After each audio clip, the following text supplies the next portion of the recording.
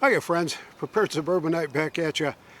Today is Monday, the 4th of March, 2024, and I just caught on my phone that the Supreme Court unanimously decided that the states cannot enforce the federal Constitution against Donald Trump, so he stays on the ballots. And I think that's really, really good news. But from around here, we have been busy all weekend. We've got a couple of great days weather-wise, and we were able to get into our garden and really start getting things cooking. So stick around, I'll share some thoughts, and we'll look to the future.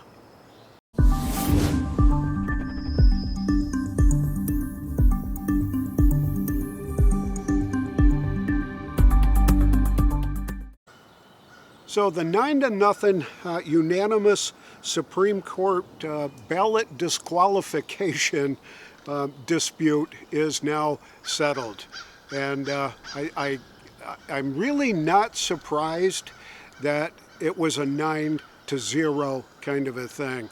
While I'm not a constitutional scholar or a lawyer or anything like that, it just seems to me that things that belong to the federal government that are enumerated in the U.S. Constitution belong to the federal government.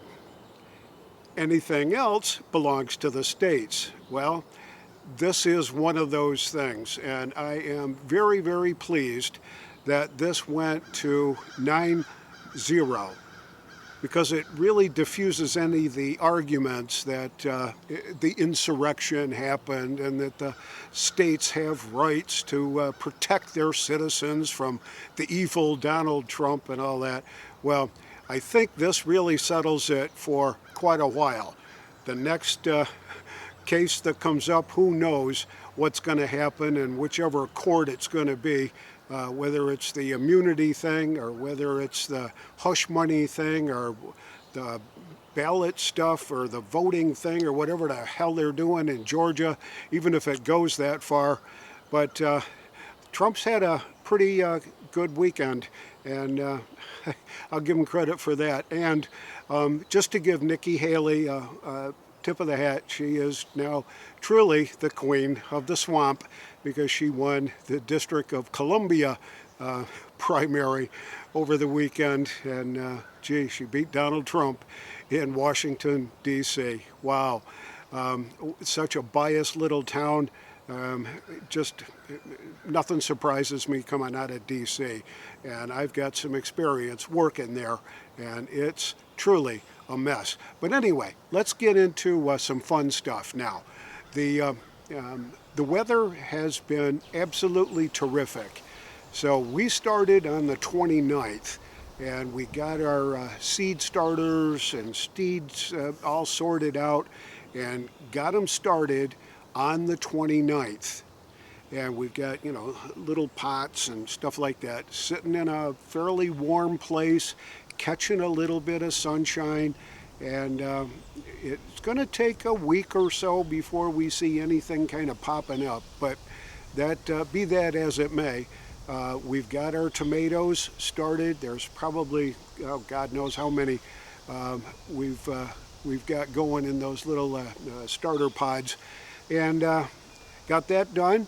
Over the weekend, we spent some time getting things organized for the garden. I cleared off the winter cover of leaves that I put over the raised bed gardens, and tried to clean things up a little bit. We took our compost pile and distributed that to places where it needed to be, the soil needed to be enriched in our raised beds. And I think I got and now this is just for the two of us, throwing stuff into our compost pile. We generally get a couple of wheelbarrow loads of really rich, beautiful compost. And we pushed ourselves this year to really go after making sure that compost pile was really working the way it needed to. and I'd keep adding leaves to it and all the scraps, that vegetable hulls and squash this and whatever we did, peelings of that, and coffee grounds and lots of stuff like that, and just kept layering stuff on there, and we ended up with almost 4 wheelbarrow loads for this year, and that really goes a long way, and it's really, really good and rich soil. So if you are into composting, I would suggest you really get into it. So hopefully by this time next year we'll have 5 or 6 wheelbarrow loads of compost to be working with. So yesterday after church, my wife got the peas planted, so the winter peas are in now, and they'll be popping up here pretty quickly because it's been so nice and warm, and been really pleased with that. This morning, today's Monday, like I said, this morning she planted beets and something else. I can't remember, and so that's starting. Those are all early cold weather kinds of things, that foods that we enjoy eating. And so we've got the garden started. Very pleased with that. I've shored up all the sides on the raised bed gardens because I'm using pressure treated 2x4s. And yeah, I know today's pressure treatments don't leach into the soil and cause people to be poisoned.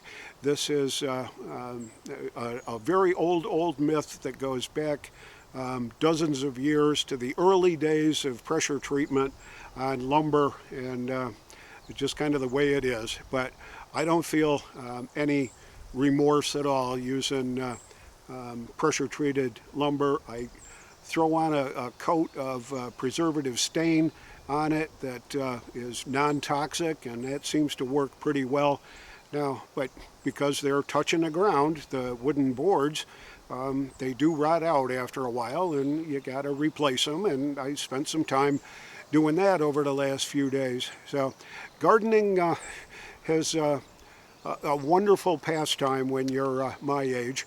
It keeps you active, it keeps you out in the fresh air, outdoors in the sunshine, and sometimes you can work up a pretty good sweat working in your garden. So it's all healthy, it's all wonderful. This is the Prepared Suburbanite reminding you to be prepared always, and I'll see y'all on the next video.